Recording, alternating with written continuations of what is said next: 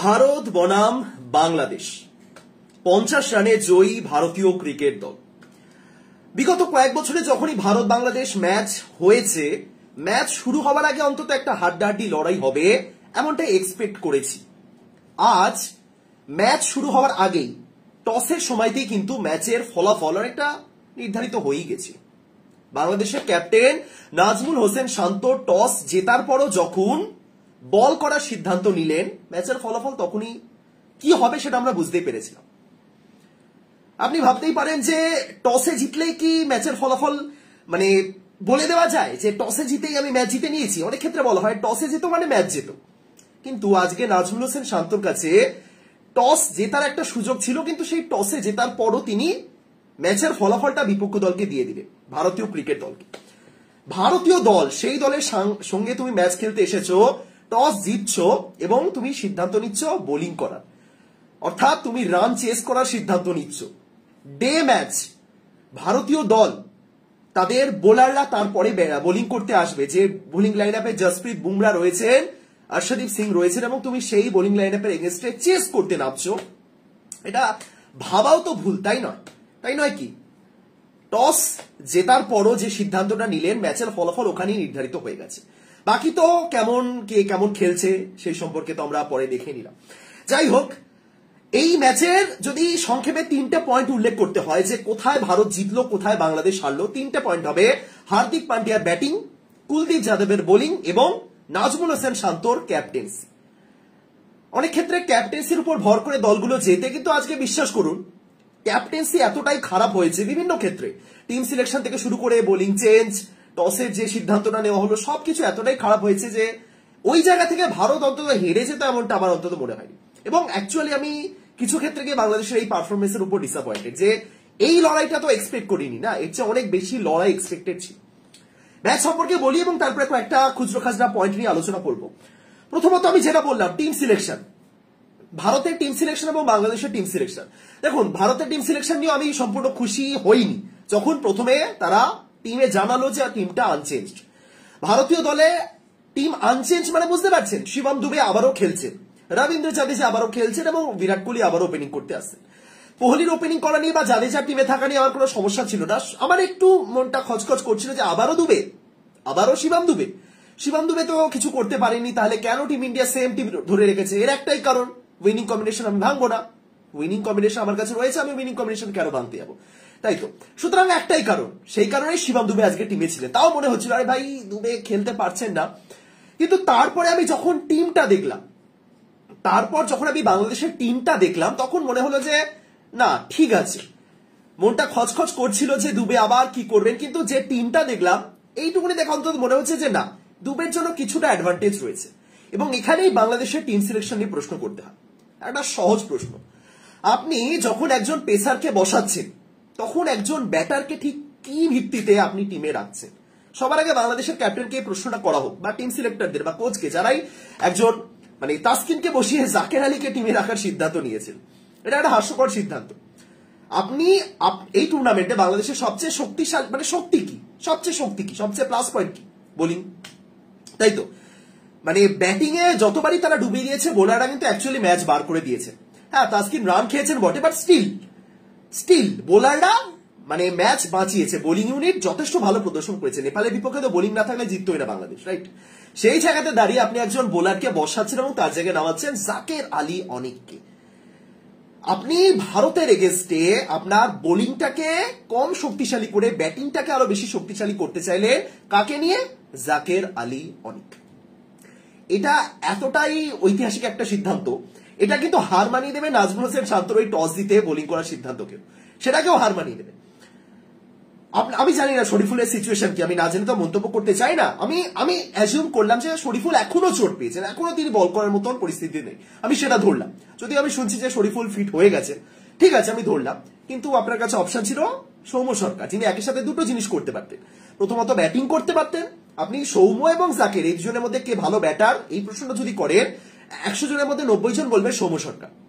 Plus Soumya সরকার অন্তত 2 over করে দিতে পারতেন, সেটাই তারা চুজ করে। সুতরাং সেই জায়গাতে দাঁড়িয়ে আপনি ঠিক কিভাবে এক্সপেক্ট করছেন যে ভারতীয় দল খুব খারাপ ভাবে প্রথমে রান করবে, 140-50 গুটিয়ে যাবে এবং সেই রানটা আপনি জাকের আলীর মতো প্লেয়ারদের দিয়ে চেস করবেন, যেটা পসিবল না, কোনোদিনও পসিবল না।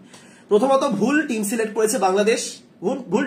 ভুল টিম সিলেকশন বলে কিছু হয় না, কিছু প্ল্যানিং থাকে, প্রত্যেকটা টিম সিলেকশনের পিছনে কিছু প্ল্যানিং থাকে, যে এই ভেবে আমি করেছি, আমার এই টিম হাতে রয়েছে বলেই আমি এই সিদ্ধান্ত নিয়েছি, কিন্তু লজিকটা তো আমি খুঁজে পেলাম না। কেন জাকের আলী অনেক এসেছেন একজন অতিরিক্ত ব্যাটার হিসেবে, মানলাম, কিন্তু তিনি একজন অতিরিক্ত ব্যাটার হিসেবে এসেছেন এবং কিভাবে এসেছেন, একজন বোলিং এর অপশন পুরোপুরি বন্ধ করে দিই। সৌম্য আসলে তো তাও বোলিং এর অপশনটা অন থাকতো, তাই তো? সুতরাং কিছু করার নেই। ভারতীয় দল খুব সুন্দরভাবেই ওই জায়গাতে বুঝে গেছিল যে কি প্ল্যানিং হতে চলেছে। আপনার বিপক্ষে যখন দুজন পেসার রয়েছে, তানজিম এবং তার সাথে মুস্তাফিজুর, তার মধ্যে একজন ডেথ ওভার স্পেশালিস্ট, আপনি ধরেই নিচ্ছেন যে পাওয়ার প্লেতে সেই মুস্তাফিজুরকে দিয়ে 2-3 ওভার বা টানা 2-3 ওভারে স্পেল করানো হবে না, সেটা বোঝাই যাচ্ছে। সুতরাং সেই জায়গাতে দাঁড়িয়ে একটা দলের গেম প্ল্যান তো খুব সহজ হয়ে যায়, তাই না? এবং সেটাই ছিল। এবং এই জায়গাতে শিবম দুবেও বরং একটু মানে চাপলেস হয়ে গেছিলেন যে না, অ্যাটলিস্ট আমাকে পেসারদের ফেস করতে হবে না, অ্যাটলিস্ট আমাকে ওরকম 140-এর বাউন্সার বেশি ফেস করতে হবে না। এই জায়গাতে দাঁড়িয়ে তাসকিন থাকার একটা অ্যাডভান্টেজ, বা শরীফুল যিনি থাকতেন, একটা অ্যাডভান্টেজ কি হতো, শিবম দুবে আজকে যে 30টা রান করলেন, শিবম দুবে প্রথমত খুব খারাপ ফর্মে ছিলেন, দ্বিতীয়ত শিবম দুবে কিন্তু শর্ট বলের সামনে আসলেই স্ট্রাগল করেন। সেই দুটো অপশন পুরোপুরি বন্ধ করে দিয়েছে বাংলাদেশ, এবং সেই কারণে আজকে 30+ রানের ইনিংস খেলে দিয়ে চলে গেছে। ভারতীয় দল আজ ব্যাটিং করতে এসে যে ব্যাটিংটা করলো সেটাকে বলা হয় পুরো টিম গেম, পুরো টিম গেম, মানে একদম শুরু থেকে শেষ পর্যন্ত। দেখুন ভারত কত করেছে, 196, হার্দিক পান্ডিয়া 50 করেছে, বাকি আর কেউ কিছু রান করেনি। একটা কথা আছে না, যে আপনি যদি দলগত রানের কথা ভাবেন, তাহলে আপনাকে সবসময় 70-80 রান ইনিংস খেলতেই হবে এমন কিছু মানেনি। এমন অনেক ক্ষেত্রে দেখা যাচ্ছে যে ব্যাটার 70-80 রান করছেন কিন্তু দল 150-র মধ্যে আটকে আছে। আজকে দেখুন হার্দিক 50, রোহিত 20, বিরাট কোহলি 30, ঋষভ 30, শিবম দুবে 30, সব মিলিয়ে রানটা 190 উঠে গেল। এটাকেই বলা হয় টিম গেম। সুতরাং এই দিক থেকে ভারত আজকে প্রশংসার যোগ্য, যে না আজকে তারা ভালো খেলেছে। টিম গেম যেটাকে খেলতে হয়, পার্সোনাল অ্যাচিভমেন্ট, তো আমি ভারতীয় দলের ক্ষেত্রে এমনটা কোনোদিনও দেখিনি যে পার্সোনাল অ্যাচিভমেন্টের জন্য কেউ খেলছেন, সেটা হলে তো খুবই সমস্যার ব্যাপার, কোনোদিনও যেটাও নাও হয়। বাট স্টিল আজকে যে ব্যাটিংটা তারা করেছে, ভারতীয় ব্যাটিং একদম পারফেক্ট ছিল, পারফেক্ট। আমি শুরু থেকেই দেখুন ভারতীয় দল পারফেক্ট ছিল, ভারতীয় দলের প্রশংসা তো করতে হয়, কিন্তু স্টিল একই সময় বিপক্ষ দল, অপোনেন্ট টিম বাংলাদেশের যে অ্যাপ্রোচ গুলো ছিল, ক্যাপ্টেনের যে সিদ্ধান্তগুলো ছিল, সেগুলো আমি একটা সেকেন্ডের জন্য বুঝে উঠতে পারিনি। আমি কয়েকটা পয়েন্ট বলছি, আপনি একমত হলে জানান, অথবা যদি আপনি একমত না হন তাহলে উত্তর দিন। মাঠের একটা তো হাওয়া যায়, সেটা তো একটা এই ম্যাচের মধ্যে তো দেখিয়েছে। এই অ্যান্টিগাতে যেহেতু ওয়েস্ট ইন্ডিজে খেলা হচ্ছে, নিউ ইয়র্কের মতো রকম না, এবং এখানে হাওয়া রয়েছে যথেষ্ট। সেই হাওয়ার স্পিড কোন দিকে, হাওয়ার গতিপথ কোন দিকে, সেটা দেখাচ্ছে। আগের ম্যাচও দেখিয়েছিল বারবাডোসে যখন ভারত খেলেছিল, এই ম্যাচও দেখালো। এবার আমি জানি না যে মাঠের মধ্যে প্লেয়াররা হাওয়া কোন দিক দিয়ে আসছে বুঝতে পারেন কিনা, বা সে অনুযায়ী তারা সিদ্ধান্ত নিতে পারেন কিনা, আমি শান্ত কথাই বলছি, সেটা আমি জানি না। ওরকম হাওয়া দেখে আমি কি করব জানি না, বোঝা যায় কিনা আমি জানি না। বাট স্টিল ম্যাচ অফিসিয়ালরা যখন দেখাচ্ছেন, কিছু তো তারা বুঝে দেখিয়েছেন, এবং হয়তো অ্যাকচুয়ালি কিছুটা হাওয়া ছিল। সেই দিক থেকে শুরুতে প্রথম ওভারটা দেওয়া হলো শেখ মেহেদীকে, এবং শেখ মেহেদীকে যে ওভারটা দেওয়া হলো, তিনি একজন অফ স্পিনার। অফ স্পিনার, তার বল নর্মালি ব্যাটারের ক্ষেত্রে অফ স্পিন হবে, ডানহাতি ব্যাটারের ক্ষেত্রে, কিন্তু যেটা হাওয়ার উল্টো দিকে। অর্থাৎ আপনি যদি অফ স্পিন দেওয়ার চেষ্টা করেন, বল কিন্তু হাওয়ার দিক অনুযায়ী গতিপথ মুভ করবেন, অর্থাৎ বড় অফ স্পিন হবে এমনটা নয়, উল্টো দিকে পড়ছে। পরের ওভারে সাকিব আল হাসান এলেন। সাকিব আল হাসান কিরকম বোলিং করবেন, তার বল নর্মালি লেগ স্পিনারদের মতো বেরোবে, তাই তো? নর্মালি বাহাতি স্পিনাররা সেরকমই বোলিং করেন। সেটাও চলে গেল হাওয়ার উল্টো দিকে। অর্থাৎ ওই হাওয়ার যে মুভমেন্ট, যেটাকে কাজে লাগানো যেত, মেহেদীর ক্ষেত্রে খুব একটা সুবিধা হতো না, কিন্তু সাকিবের ক্ষেত্রে হতো, টার্নটা একটু বেশি পেতে পারতেন যদি হাওয়ার মুভমেন্টকে কাজে লাগিয়ে বোলিং করানো হতো। সেটা হলো না। অর্থাৎ শুরুতে যে দুজনকে দেওয়া হলো, এমনিতেই পাওয়ার প্লেতে অত স্পিনার নিয়ে আসা একটু ভুল, কেউ কিছু করার নেই, পেসার তো ছিল না। সুতরাং ওই জায়গাতে গিয়ে ওই জিনিসগুলো ঠিকঠাক হলো না। হাওয়ার মুভমেন্টকে যে একটু স্লাইডলিও কাজে লাগানো যেত, সেটা হলো না, এবং তার কারণে শুরু থেকে রোহিত চার্জ নেওয়ার চেষ্টা করলেন। শুরু থেকে রোহিত বুঝে গেলেন যে কি করতে হবে আমাকে স্পিনারের এগেস্টেও। সুতরাং এই ছোটখাটো জায়গা, যে জায়গাগুলোতে ম্যাচুরিটি দেখানো উচিত, সেই জায়গাগুলো হচ্ছে না। এতদিন শান্তর ব্যাটিং খারাপ হচ্ছিল, ক্যাপ্টেন্সিতে অন্তত ঠিকঠাক, খুব ভালো মতনই নাম্বার দিতাম, 100তে আপনি 70-75 তো দিয়ে দিতেই পারতেন ক্যাপ্টেন্সির দিক থেকে। আজকে ব্যাটিংটা মোটামুটি যা করলেন, ক্যাপ্টেন্সি তো টেনে টুনে পাস যেটাকে বলা হয়, ক্যাপ্টেন্সি খুবই অ্যাভারেজ হয়েছে, বাজে বলবো না, বাট খুবই অ্যাভারেজ হয়েছে। ভারতের এগেন্স্টে এই ধরনের ক্যাপ্টেন্সি করে ম্যাচ জেতা মুশকিল। ব্যাটিং এর কথা যদি বলি, রোহিত শর্মা 11 বলে 23 যেভাবে শুরু করেছিলেন, কত ম্যাচে দেখলাম রোহিত শর্মার একটা খুব বাজে রকম টেন্ডেন্সি দেখা যাচ্ছে, যে রোহিত শর্মার প্রত্যেকটা বল লেগ সাইডে মারার চেষ্টা করছে, বিশেষ করে বাঁহাতি পেসারদের সামনে। এবং এই জায়গাতে দাঁড়িয়ে আপনার একজন বাঁহাতি পেসারের দরকার ছিল, যেটা হতে পারতেন শরীফুল। মুস্তাফিজুরকে তো আপনি শুরুর ওভারে আনতে পারবেন না, সুতরাং অপশন শরীফুল। রোহিত শর্মা বাঁহাতি পেসারের এগেনস্টে ঠিক কতটা স্ট্রাগল করেন, ফারুকের এগেনস্টে যে স্ট্রাগলটা করেছেন, আইপিএল এ ট্রেন্ট বোল্টের এগেনস্টে যেটা করেছেন, সেই জায়গাতে দাঁড়িয়ে রোহিত শর্মার একটা প্রপার ওষুধ হতে পারত শরীফুল ইসলাম, কিন্তু ছিল না। যে ওষুধগুলো হতে পারতো প্রত্যেকের এগেনস্টে, সেই ওষুধগুলোই ছিল না। তাহলে আপনি কি ভাবছেন, কিসের ভিত্তিতে ভাবছেন যে ওই জায়গা থেকে ম্যাচ আপনি খুব সহজেই জিততে পারবেন? রোহিত শর্মা 11 বলে 23, আজকে তাও দেখলাম যে না, অফসাইডের বলগুলো জোর করে লেগ সাইডে খেলার চেষ্টা করেননি, ভালো খেলেছেন 11 বলে 23। আরেকটু থাকতে পারতেন ক্রিজে, এটাই তো রোহিতের ক্ষেত্রে সমস্যা দেখা দিচ্ছে। শুরু করছেন একদম মানে মাঝে মাঝে বলে না যে ভাই টিমের কথা ভেবে খেলছো, ভালো কথা, কিন্তু মাঝে মাঝে নিজের কথা ভেবেও খেলো। রোহিতের কিন্তু সত্যিই প্রয়োজন নিজের কথা ভেবে খেলার। টিমের জন্য ভালো খেলছেন কিছু ক্ষেত্রে, এমন বলছি না যে নিজের কথা ভেবে পুরো ডট বল খেতে না, কিন্তু আরেকটু বেটার করতে পারেন। এই জায়গাতে দাঁড়িয়ে রোহিত প্রত্যেকদিন যেরকম ভাবে আউট হচ্ছেন, আউটগুলো কিন্তু কোনোভাবে মানা যায় না। বিরাট কোহলি আজকে 28 বলে 37 রানে আউট হয়েছেন। বিরাট কোহলি দারুণ ছন্দে ছিলেন, যেভাবে তিনি ছক্কাটা মারলেন, আহা সেরা। রোহিত শর্মা কবজির আলাদা লেভেলের জোর আছে, এবং এত সুন্দরভাবে কবজির খেলা তিনি দেখাতে পারেন, দারুণ, ছক্কাটা দারুণ ছিল। ওই জায়গাতে দাঁড়িয়ে ফ্লিক গুলো তো আমরা দেখে দেখে অভ্যস্ত, আজকে একটা ছক্কা দেখলাম সেরা। তার আউট হওয়া নিয়ে অনেক আলোচনা হয়ে গেছে, সেই ব্যাপারে পরে আসছি, সেই ব্যাপারে আলোচনা পরে করছি। ঋষভ পান্ত 24 বলে 36। আজকে ঋষভ পান্তের ব্যাটিংটা দেখে মনে হয়েছে আউট হওয়ার আগে পর্যন্ত যে না, ঋষভ পান্ত পারছেন, ঠিক আছে, ঠিকঠাক ব্যাটিং করতে পারছেন। মানে অতিরিক্ত রিস্ক নিয়ে একটা মিম বেরিয়েছে কয়েকদিন ধরে, আমি দেখলাম ঋষভ যখন ব্যাটিং করতে আসেন সবার হার্টবিট একেবারে মানে বাড়তেই থাকে, সেই জিনিসটা আজকে হয়নি। বাট লাস্টে যে ঋষভ পান্ত আউট হলেন, ঋষভ পান্ত কিরকম টাইপের প্লেয়ার বলুন তো? ঋষভ পান্ত হলেন সেই প্লেয়ার যাকে ধরে হালকা করে পিঠের মধ্যে একটা বাড়ি মেরে বলতে হয় তুই কি করছিস, সেটা এরকম টাইপের প্লেয়ার হলেন ঋষভ পান্ত। ঋষভ এমন একজন প্লেয়ার যিনি কখনো কারোর কাছে বকা খাবেন না, মানে বকা খাবেন এই সমস্ত জিনিসের জন্য বকা খাবেন, কখনো তার স্কিল, তার পারফরমেন্স, তার ট্যালেন্ট নিয়ে কেউ ঋষভ পান্তকে বকবেন না, কিন্তু ঋষভ পান্ত বকা খাবেন এইসব জিনিসের জন্য। এরকম দেখবেন প্রত্যেক জায়গাতে পাড়ার এরকম কিছু বখাটে ছেলে থাকে, সে খুব ভালো, যাকে হেড করার কোনো কারণই নেই, কিন্তু সে হঠাৎ করে এমন কিছু কাজ করে বসবে যেটার জন্য তাকে এরকম একটা পিঠে একটা থাপ্পড় মারতে হয়। এই ঋষভ পান্ত ঠিক সেই কাজটাই করলেন আজকে। কোহলি আউট হওয়ার পর তো কোহলি একদম মানে হতাশায় একদম চিৎকার করে উঠলেন। বাট ঋষভ পান্ত যতক্ষণ খেলেছেন ভালো খেলেছেন, বাট স্টিল ওই রিভার্স সুইপ ভাই কেন আজকে মনে হয়নি? অস্ট্রেলিয়ার বিপক্ষে মনে হবে যদি এরকম শট মারেন, মনে হবে যে কি করছেন ঋষভ। এগুলো যতক্ষণ না ঠিক করবেন কিন্তু চাপ থেকেই যাচ্ছে। সূর্য ছক্কা মেরে আউট হয়েছে, মানে ছক্কা মেরে আউট হলেন, বাট ইন্টেন্টটা ঠিক ছিল যে নেমেই চালাবো। হার্দিক পান্ডিয়া 27 বলে 5, তার আগে দুবে 24 বলে 34। দুবেও কিন্তু শুরুতে স্ট্রাগল করছিলেন, কিন্তু ওই যে এই জায়গাতে দাঁড়িয়ে আরো একটা ক্যাপ্টেন্সির এরর আমি দেখাতে চাই, ঠিক আছে।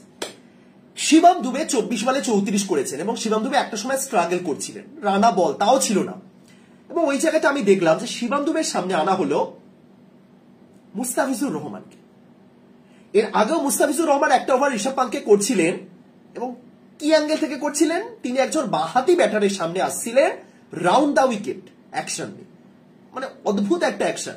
আপনি একজন বাঁহাতি ব্যাটারের সামনে রাউন্ড দ্য উইকেট বল নিয়ে এসে কি করার চেষ্টা করছেন? এটা আপনার প্ল্যানিং নাকি আপনার ক্যাপ্টেনের প্ল্যানিং আমি জানি না, বাট কি করার চেষ্টা হতে পারে আপনি বলুন। একজন বাঁহাতি ব্যাটারের সামনে রাউন্ড দ্য উইকেট বোলিং করতে এসে কি করার চেষ্টা হতে পারে? আপনি বাউন্সার দিন, আপনি লেন্থ বল করুন, আপনি যাই করুন, কি করার চেষ্টা হতে পারে? আপনি কি অ্যাঙ্গেল খুঁজছেন? প্রথমত আপনি যদি সুইং করার চেষ্টা করেন, যদি আপনি এলবিডব্লিউর ফাঁদে ফেলার চেষ্টা করেন, বল পিচিং হবে লেগ সাইডে, মানে লেগ স্টাম্পের বাইরে পিচ হবে, সেখানে কোনো লাভ নেই।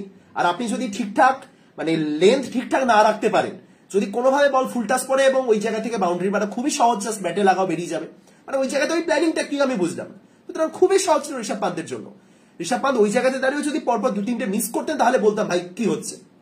এবং দ্বিতীয়, আপনি মুস্তাফিজুর রহমানকে নিয়ে এসেছেন শিবম দুবের সামনে। শিবম দুবের এই মুহূর্তে দাঁড়িয়ে বাংলাদেশের হাতে দুটোই পেসার রয়েছে এবং 4টে স্পিনার। বেস্ট অপশন কি হতে পারে শিবম দুবেকে আউট করার ক্ষেত্রে? শিবম দুবে 13 ওভার 14 ওভার অব্দি চলে এসেছে। আপনার কাছে দুটো পেসার রয়েছে, একজন সাকিব, তানজিম সাকিব, যার হাতে 140-45 গতি নেই বটে, কিন্তু যার ভালো বাউন্সার রয়েছে, যার সেই অ্যাগ্রেশন রয়েছে এবং যার ঠিকঠাক লাইন লেন্থে বোলিং রয়েছে। এই ম্যাচে দুটো উইকেট তুলেছেন। এবং আপনার কাছে রয়েছে মুস্তাফিজুর রহমান, একজন বাঁহাতি পেসার। আরো একবার আমি বাঁহাতি পেসার শব্দটা উল্লেখ করছি। তাহলে আপনি কাকে আনার চেষ্টা করবেন? কার কি প্ল্যানিং হতে পারে? অবশ্যই তানজিম সাকিব। যদি না আপনি ভেবে থাকেন যে ডেথ ওভারে তানজিদকে একটা ওভার দিতেই হবে, যদি আপনি সেটা ভেবে থাকেন আপনার প্ল্যানিং এ ভুল, যে আপনার কাছে মাত্র দুটো পেসার রয়েছে এবং আপনি মানে একটা মুখস্থ ক্যাপ্টেন্সি লিখে রেখেছেন যে কে আমার লাস্ট ওভারে চাই, আপনার প্ল্যান বি বলে কিছু রেডি নেই, আপনি শিবম দুবের সামনে তানজিদকে আনার সেই সাহসটা দেখাতে পারছেন না, এটা একটা খুব ভুল সিদ্ধান্ত। ওই জায়গাতে তানজিম আসুন, তানজিম তো আজকে ভালো বাউন্সার দিয়েছেন, কিছু বাউন্সার দিন শিবম দুবের সামনে, শিবম দুবে কতটা স্ট্রাগল করবেন আমি জানি না, এটা তাহলে অ্যানালিসিসের ভুল, পড়াশোনার ভুল।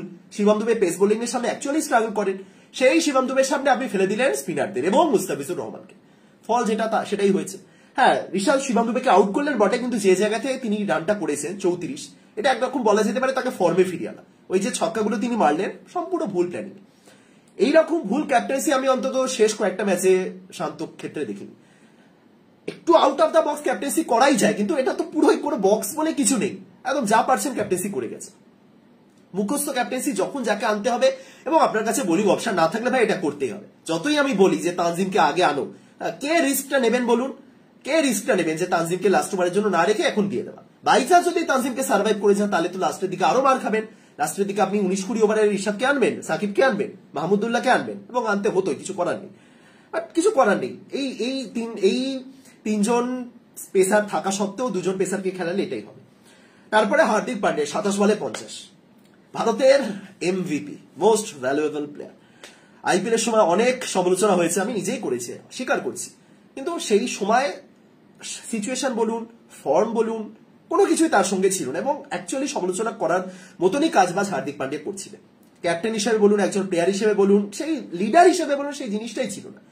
এবং আমরা সবাই এটাই জানতাম যে আইপিএল কাটুক, জাতীয় দলের জার্সি পরুন, হার্দিকের মতন ফিরে আসবেন, এবং সেটাই হয়েছে। হার্দিক পান্ডিয়া দেখিয়ে দিয়েছেন কেন তার নাম হার্দিক পান্ডিয়া। That's it.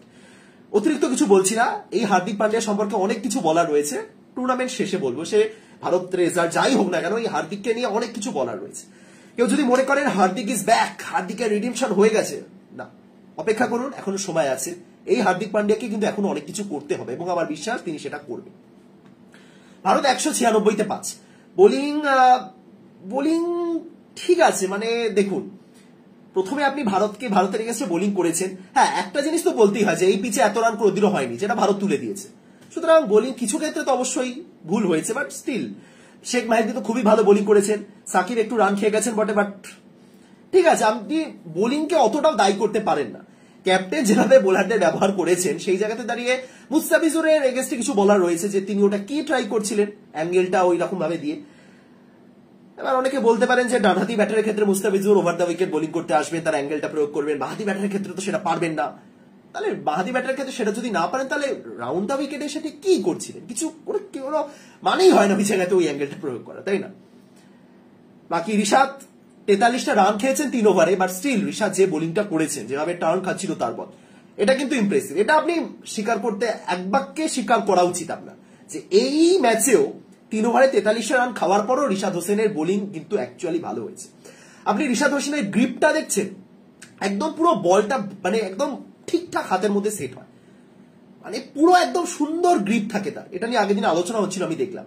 এবং এই টাইপের গ্রিপ কিন্তু খুব কম দেখা যায়। প্রথমত তার উচ্চতা ভালো, তার গ্রিপিং খুব সুন্দর, এবং ঠিক সেই কারণেই তার টার্নটা ভালো হচ্ছে। একটু হালকা বাউন্সও পাচ্ছেন তিনি, এবং লেগ স্পিনারদের যে জিনিসটা দরকার সেই অ্যাটাকটা তিনি করছেন। এই জায়গাতে দাঁড়িয়ে ঋষাদের প্রশংসা আপনি করতে পারেন। 43 রান খাওয়ার পরও ঋষাদ কিন্তু এই জায়গাতে গিয়ে ভালো, 100তে 100 পাওয়ার মতন বোলিং মোটেও করেনি। ওই গ্রিপ, ওরকম গ্রিপের জন্য আবার মাঝে মাঝে একটু লেন্থেও ভুল হচ্ছে, কিন্তু স্টিল অ্যাটাকিং বোলিং করছে, ছক্কা খাচ্ছেন এবং ছক্কা খাওয়া খেলার অঙ্গ, কিন্তু গ্রিপিং ভালো হচ্ছে, ঠিক জায়গায় বোলিংটা করতে পারছেন, চেষ্টা করছেন, পারছেন পরের কথা। লাইনের ভুল হলে এই বলগুলো ছক্কার জন্য যাবে, এটা আমরা সবাই জানি, কিন্তু যদি ঠিকঠাক জায়গায় পড়ে তাহলে কিন্তু পারফেক্ট। সুতরাং ঋষাদকে দুটো জিনিস শিখতে হবে, লাইনের ঠিকঠাক কন্টিনিউয়াসলি করে যাওয়া, দ্বিতীয়ত গুগলি। এই ঋষাদ হোসেন কিন্তু অ্যাকচুয়ালি খুব ভালো মতন একজন লেগ স্পিনার হয়ে উঠবে। কমেন্ট্রি বক্সে কিন্তু স্পিনারটা কন্টিনিউয়াসলি তার প্রশংসা করে যাচ্ছিলেন। হরভজন সিং, ক্রমাগত হরভজন সিং বলছিলেন যে এই প্লেয়ারটার মধ্যে ক্ষমতা আছে, এই প্লেয়ারটার মধ্যে দম রয়েছে। এবার বাংলাদেশের ব্যাটিং, তানজিদ হাসান তামিম। বিগত কয়েক মাসে আমি বহুবার তানজিদের প্রশংসা করেছি বিভিন্ন ক্ষেত্রে। তানজিদকে নিয়ে আমার একটা ডেডিকেটেড ভিডিও রয়েছে যে তানজিদ হাসান তামিমের উপর বাংলাদেশের ভরসা রাখা উচিত।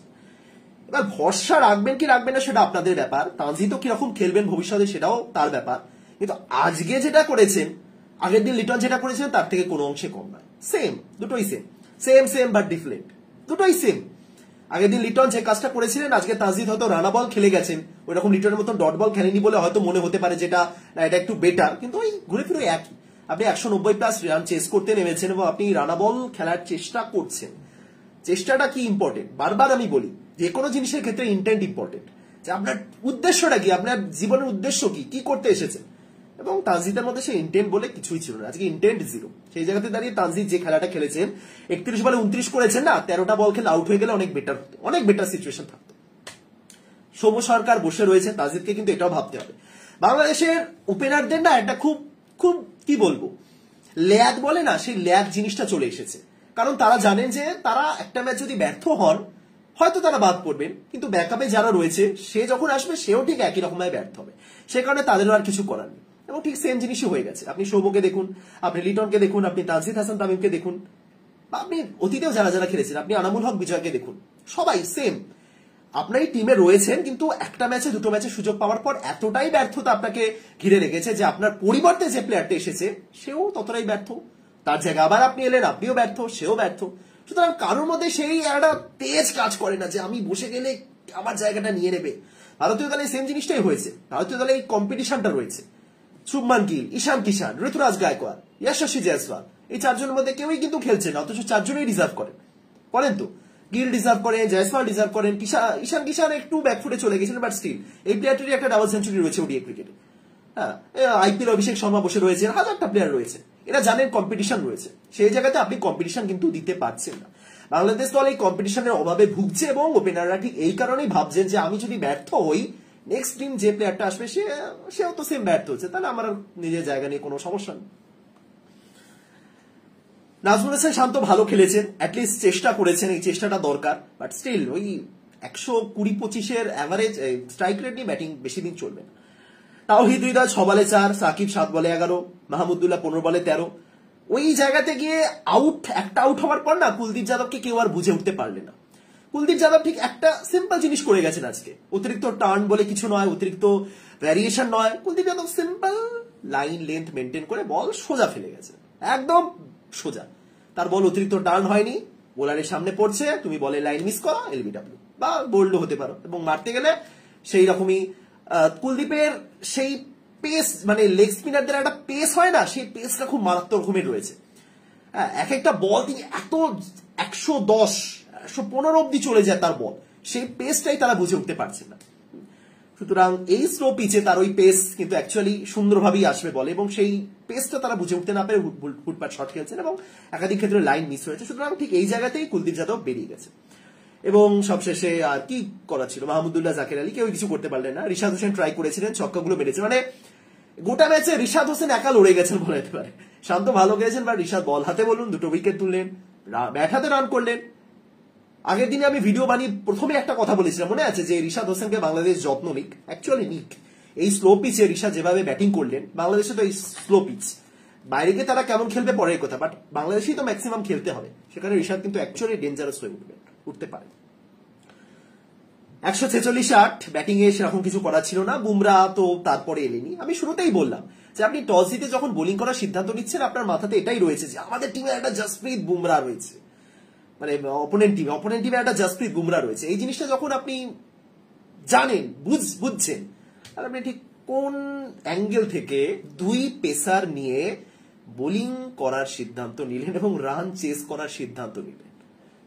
সিম্পল প্রশ্ন, উত্তর দিন নাজমুল হোসেন শান্ত। এতে না ভারতের কাজটা আরো সহজ হয়ে গেছিল।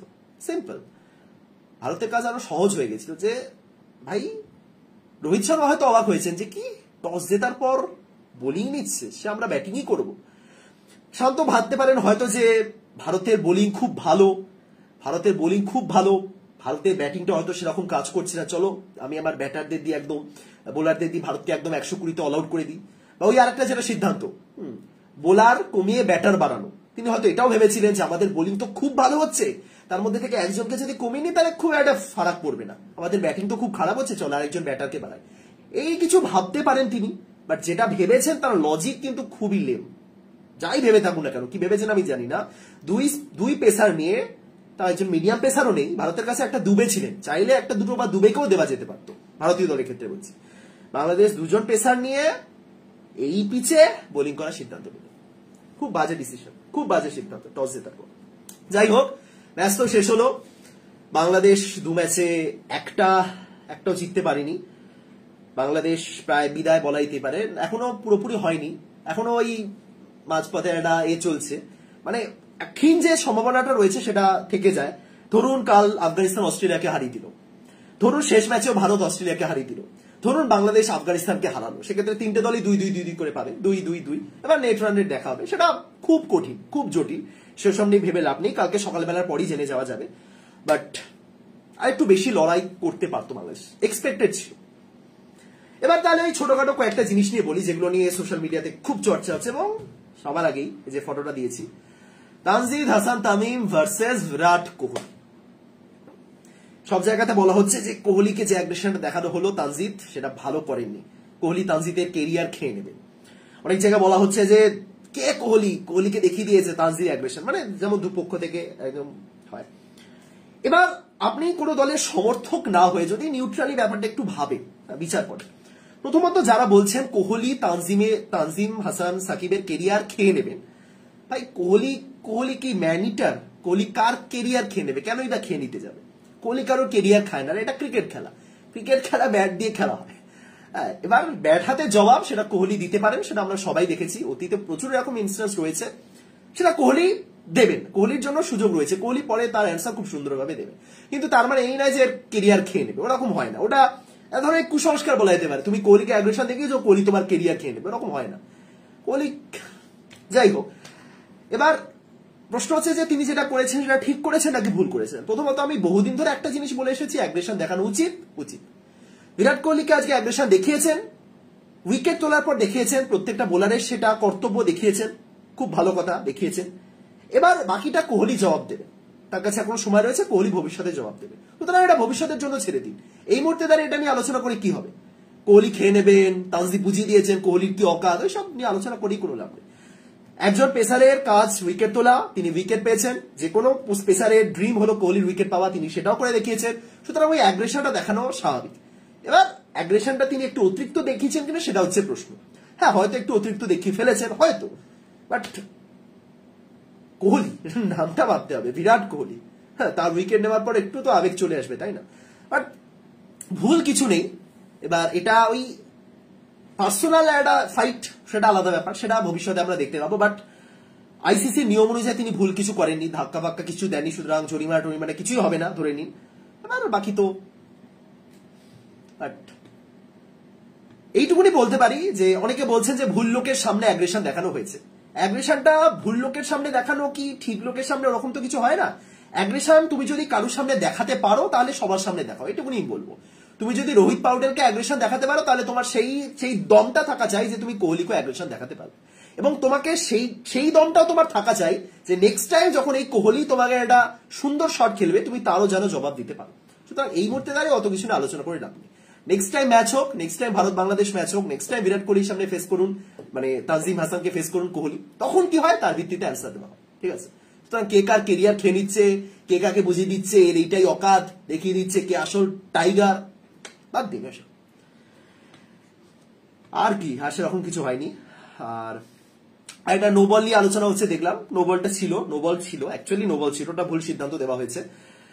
তারপরে বলে একটা ঋষভ পাল ক্যাচ মিস করেছেন, ওটা বাই চান্স যদি ক্যাচ হতো বাপরে, তাহলে তো একদম সবাই ভাবতেন যে এই ক্যাচটা তো হতো না, এটা ভুল আউট হয়েছে, স্বাভাবিক। মানে ঋষভ পান্ত মনে হয় বুঝে নিয়েছিলেন যে না, একটা ক্যাচ ছাড়া উচিত। বাট নর্মালি আমি বলতে পারি ওই ক্যাচটা খুব বাজে রকম ছেড়েছেন, ওরকম ক্যাচ ছাড়া উচিত হয়নি। এই সমস্ত ঋষভের ক্ষেত্রে ওই পাতি কথা, ওটাই বখাটে ছেলে, এমন বখাটে ছেলে যিনি হঠাৎ করে কিছু ভুল করে বসেন, যার জন্য তার মাথায় একটা চাটি মারা দরকার, এরকম টাইপের। ক্যাচটা খুব বাজে ছেড়েছেন, এবং তার সাথে যে আউটটা হলেন, যেভাবে শটটা খেললেন, ওটা দরকার ছিল। ঋষভের প্রচুর শট রয়েছে, ঋষভ তার আগেই তো মানে একদম সুন্দরভাবে 6 মারছেন স্টেপ আউট করে, সেই শট যার হাতে রয়েছে সে ওরকম রিভার্স মারবে হুট করে, আগের দিন সেম ভাবে আউট হয়েছে সেটা ভেবে, এটা মানা যায় না। বাট ভারতের জন্য ভালো ব্যাপার, ফর্মে ফিরেছেন দুবে, স্টিল দুবেকে নিয়ে কিন্তু চাপটা রয়ে গেল। রবীন্দ্র জাদেজা সেরকম কিছু অ্যাকচুয়ালি করতে হয়নি আজকে জাদেজা শেষ পর্যন্ত ব্যাটিং করারই সুযোগ পানি, অক্ষরকে আজকে আগে নামানো হয়েছে। বল হাতে জাদেজা কটা ওভার করেছেন? জাদেজা 3 ওভার 24 করেছে তো অবশ্যই। ভারত সহজেই ম্যাচটা জিতলো, ভারত প্রায় সুপার 8 রাউন্ডে পৌঁছে গেছে। এবার বাকিটা দেখা যাক কি হয়। আগামীকাল যদি অস্ট্রেলিয়া জিতে যায় তাহলে হয়েই গেল, এই গ্রুপ থেকে ভারত আর অস্ট্রেলিয়া পৌঁছাচ্ছে। যদি আফগানিস্তান জিতে যায় তাহলে এবার আসবে কাহানি মে টুইস্ট, বাকিটা তো দেখাই যাবে। ভিডিওটা এখানে শেষ করছি, আশা করি সবাই ভালো আছেন, ভালো থাকুন। অ্যাকচুয়ালি আমি ডিসঅ্যাপয়েন্টেড, এক্সপেক্ট করেছিলাম যে বাংলাদেশ লড়াই করবে, আরো বেটার করতে হতো। ভিডিওটা শেষ করছি, আশা করি সবাই ভালো আছেন, ভালো থাকুন, দেখা হচ্ছে পরের ভিডিওতে। তাদের সবাই টাটা, গুড নাইট।